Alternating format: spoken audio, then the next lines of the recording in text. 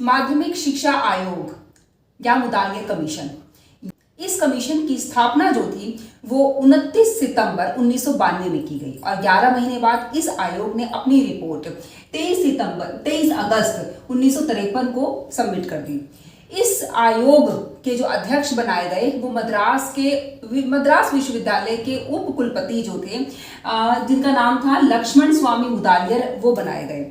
और इस आयोग में इन्होंने अपने क्या क्या रिकमेंडेशन या सिफारिशें हम कह सकते हैं क्या दी, इसके उद्देश्य क्या थे, ये बनाया ही क्यों गया, और इसके गुण मीन्स मेरिट्स और दोष मीन्स इसके डीमेरिट्स, इन सब के बारे में इस वीडियो में पढ़ने वाले हैं।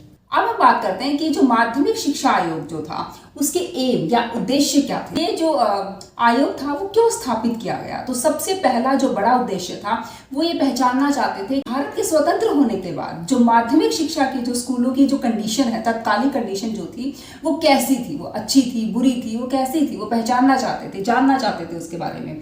और जितने भी जो सेकेंडरी एजुकेशन के जो संस्थान थे, स्कूल जो थे, उनको आपस में कोरिलेट करना चाहते थे, उनको आपस में पारस्परिक संबंध बनाना चाहते थे ताकि वहाँ पे जो करिकुलम है, जो एक्टिविटीज हैं, उनको आपस में व्यवस्थित किया जा सके।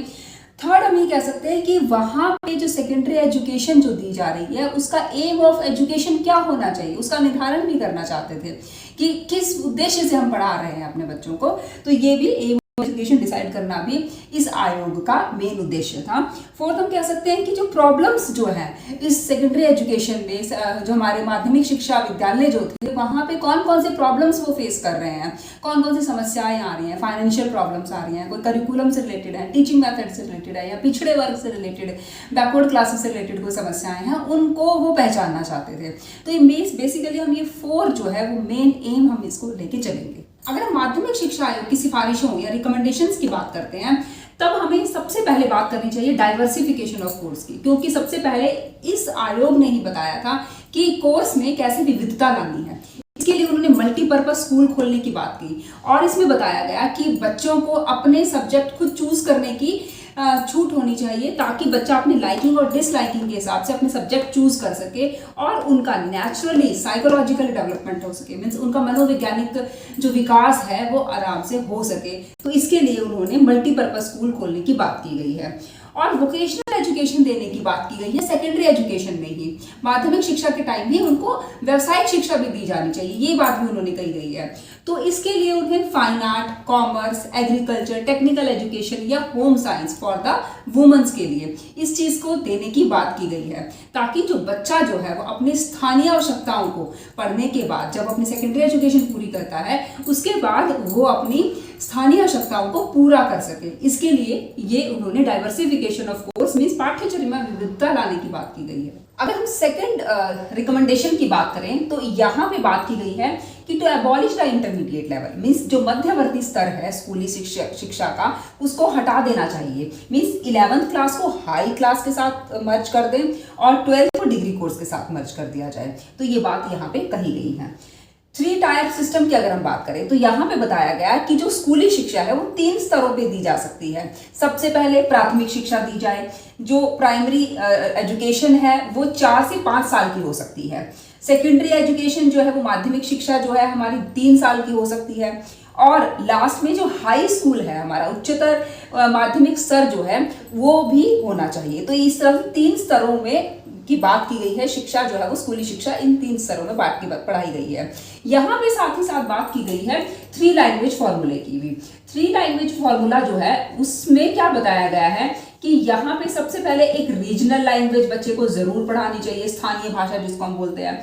दूसरी एक नॉन हिंदी की, मतलब क्या कह सकते हैं एक इंडियन और भाषा, एक और इंडियन भाषा पढ़ाई जानी चाहिए, वो जो नॉन हिंदी भी हो सकती है। और तीसरी जो है वो बात की गई इंग्लिश की, इंग्लिश को भी जरूर पढ़ाया जाना चाहिए।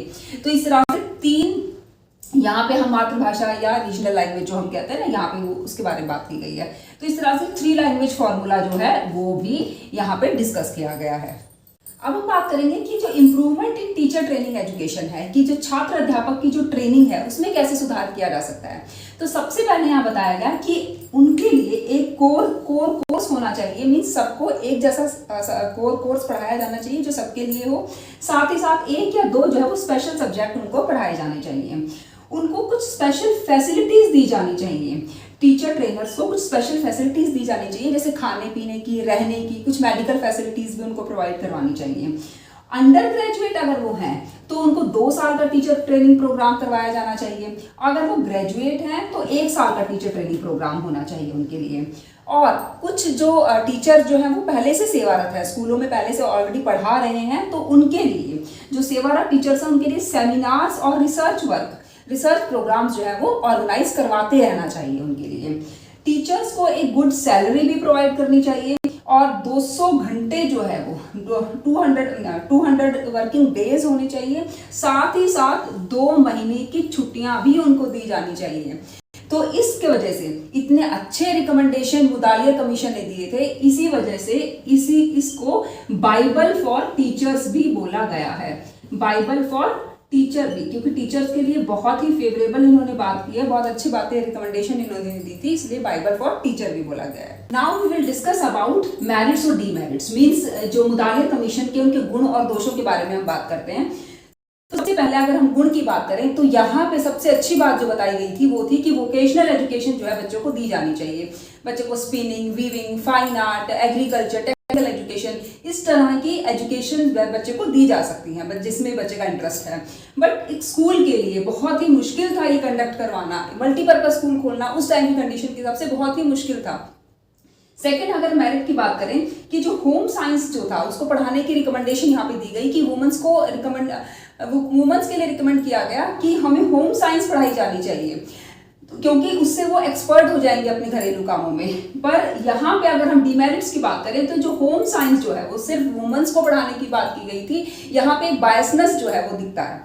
थर्ड, अगर हम बात करें स्टाइपेंड देने की बात की गई थी, जो टीचर ट्रेनर्स हैं उनको स्टाइपेंड, एक सैलरी दी जानी चाहिए, बट उस टाइम की ऐसी कंडीशंस नहीं थी फेवरेबल कि उस टाइम पे भी जो सैलरी या स्टाइपेंड उनको प्रोवाइड की जा सके।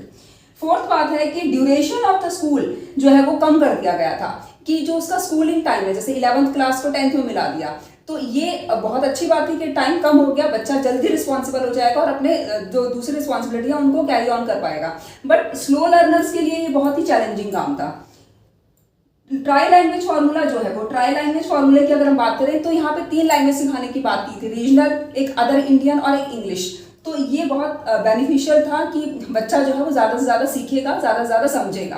बट जो भी बाकी स्टूडेंट्स थे, स्लो लर्नर्स भी हम इसमें इंक्लूड कर सकते हैं, कि उनके लिए ये डिफिकल्ट सिचुएशंस थी कि 3 लैंग्वेज सीखना, साथ में इंग्लिश को भी सीखना, जो कि उनके टच से बाहर थी या उनके टच में नहीं थी। तो ये जो है वो मेरिट्स और डीमेरिट्स को सीखना बहुत ही मुश्किल काम था। तो अगर आपको ये वीडियो पसंद आई हो तो आप वीडियो को शेयर कीजिएगा, लाइक कीजिएगा और मेरे साथ यूं ही बने रहिएगा। धन्यवाद।